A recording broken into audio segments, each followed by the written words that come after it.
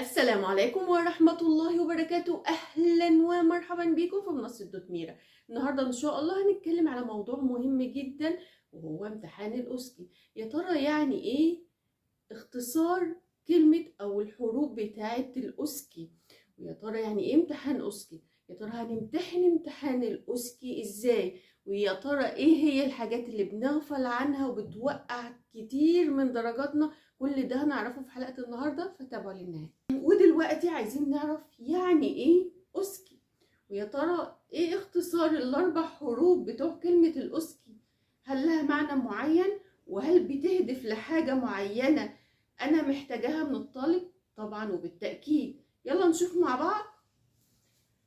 اوسكي يتلخص في خضوع الطالب للامتحان من خلال مروره على محطات.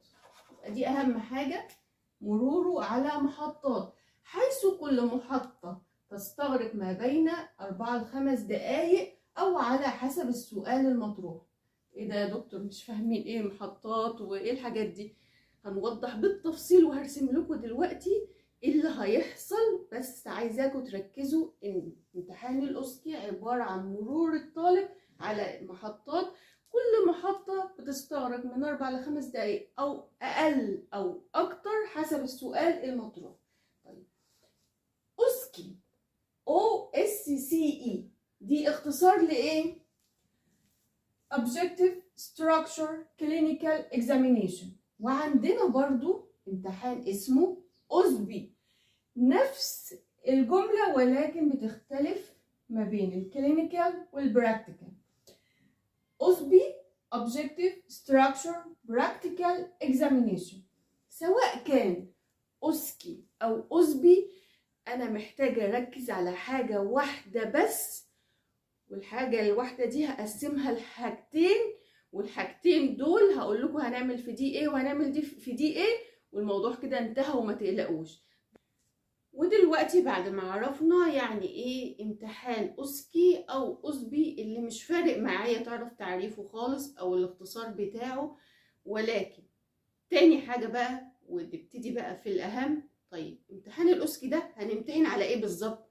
هنمتحن على العملي، الجزء العملي. الجزء العملي دي اول حاجة عرفناها. الجزء العملي فيه جزئين، استاتيك ودايناميك. استاتيك ودايناميك، مش فاهمين يا دكتور؟ على سبيل المثال خدنا التمبريتشر، قياس درجة الحرارة، خدنا جزء نظري اللي هو الديفينيشن، النورمال رينج، الميثود، الساينس، كل الحاجات دي خدناها نظري، خدناها كأنها محاضرة. وبعدين خدنا الدايناميك اللي هي الستبس، ازاي بقى هقيس درجة الحرارة بالخطوات. قلنا خطوات معينة عن طريق الشيك ليست. يبقى انا عندي في الاوسكي او الاوسبي همتحن في ايه؟ همتحن في العملي. ليه باخد الحاجات دي يا دكتور؟ عشان هقول لكم دلوقتي واحنا بنمتحن الامتحان هيتم ازاي. هقول لك جزء ستاتيك فانت تبقى عارف يعني ايه ستاتيك، واما اقول لك دايناميك يبقى انت عارف يعني ايه دايناميك. العملي ستاتيك ودايناميك. ستاتيك اللي هو الجزء النظري، كأنه محاضرة أخدينها، بناخد يعني ايه بقى قياس درجة الحرارة، ايه هي الطرق، ايه هي الأماكن قياس درجة الحرارة، النورمال رينج، كل الحاجات دي خدناها اسمها ايه؟ ستاتيك. الدايناميك لما بقى ابتدينا ناخد ازاي نقيس درجة الحرارة، خدناها بالخطوات اللي هي الستبس او الايه الشيك ليست.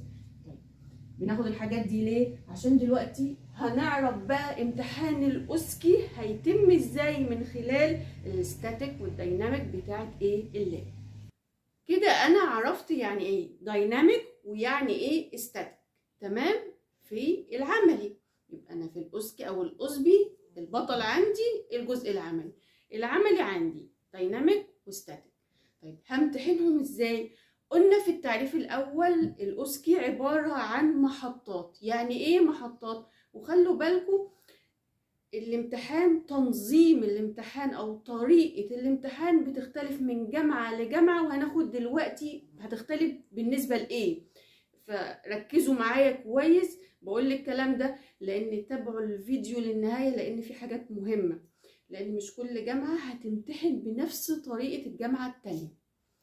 قلنا الأوسكي عبارة عن محطات. يعني ايه محطات؟ يعني مثلا انا هدخل المعمل، امتحان الأوسكي بتاعي عندي معمل، فهمت هذاكر كل المعامل بنفس الطريقة، ان في جزء نظري وفي جزء عملي. هيتندى عليا في المعمل، هلاقي محطات كذا دكتور، مثلا 20 كرسي، فالدكتور هتقولي تعالى مثلا في الكرسي رقم 6، هتبتدي تسألني سؤال، السؤال ده خاص بالجزء الاستاتيك النظري، وهتبتدي تحله. هتقولي تشينج يعني روح على الكرسي التاني مع دكتور تاني، هتشوف سؤال تاني هتبتدي تحله. خلي بالك السؤال اللي قدامك له وقت محدد. ليه بيتعمل كده؟ عشان ادربك لو انت في المستشفى ومحطوط في موقف معين، المفروض الموقف ده او السكيلز اللي انت بتعملها دي ما تاخدش منك اكتر من الوقت المطلوب. فده مش ديكتاتورية ولا اللي انا بحطك في ستريس، لا، انا بدربك سلوكيا ان انت المهارة دي المطلوب تتعمل في الوقت ده. فالسؤال هنركز عليه ونركز وقته ايه. يعني مثلا انا دخلت على المحطة الاولى، فالدكتور سألتني سؤال في ورقة وهتحله، طبعا مكتوب اسمك، هتبتدي تحله وتشوف وقت السؤال ده ايه، مثلا 3 دقايق، دقيقتين، 5 دقايق. بعد كده الدكتور هتقولك تشينج او موف، اللي انت تحرك على الكرسي التاني. دكتور تانية هتسألك على سؤال تاني، وبرده نفس الطريقة تركز في السؤال وتركز في الوقت بتاع السؤال كده، وهتفضل تتنقل من كرسي، طبعا مع في الدكتور وفي سرير وفي دول قدامها سيتويشن معين بالسؤال بتاعك. قلنا هنركز على السؤال وهنركز على الوقت، والدكتور هتقول لك موف او تشينج لغايه ما تخلص كل الاسئله بتاعتك. ده ايه؟ الجزء الاستاتيك النظري. طيب الجزء العملي هتبتدي الدكتور في زي بوكس كده في كذا معمل، كل المعامل اللي انت خدتها هتبتدي تختار معملين، في المعملين دول هتبتدي تمتحنهم وتجيب طبعا ادواتك وكل حاجه. ايه بقى اللي بنغفل عنه؟ من خوفنا بنبتدي نسمع الشيك ليست، فالدكتور تقول لك اشتغل، انت مش بتشتغل ليه؟ تشتغل تسكت، والحته دي اتكلمت فيها كتير. فخلوا بالكم في الجزء الديناميك اللي احنا بقى هنبتدي نشتغل في الشيك ليست بتاعنا او الستبس المطلوبه مننا، نتكلم ونشتغل. وما تقلقش، الدكتور دي مش حد يعني بيجلدك، هم مقدرين ان في طلبه شاطرين جدا، بس ساعات الموقف ده بيخوفهم او بيخضهم، فما تبينش ابدا اللي انت خايف. حاول يبقى عندك ثبات انفعالي، الموضوع بسيط ومش مقلق خالص، هي مجرد بس انت عرفت الفكره الموضوع انتهى. فما تشيلش هم بقى الستبس لازم بالظبط، لا طبعا، مين قال اللي احفظ الشيك ليست بالظبط؟ احفظها باسلوبك، بس باسلوبك مش اسلوبك اللي انا اقول كلمه انجليش والباقي عربي، يعني بالانجليش طبعا، ولكن باسلوب مختصر ووصل المعلومه للدكتور، لكن مش شرط ابدا احفظ زي ما الشيك ليست بيقول بالظبط. طيب انا كده مريت على محطات كتيره وامتحنت واخترت معملين او شيك ليست لمعملين معينين وامتحنتهم.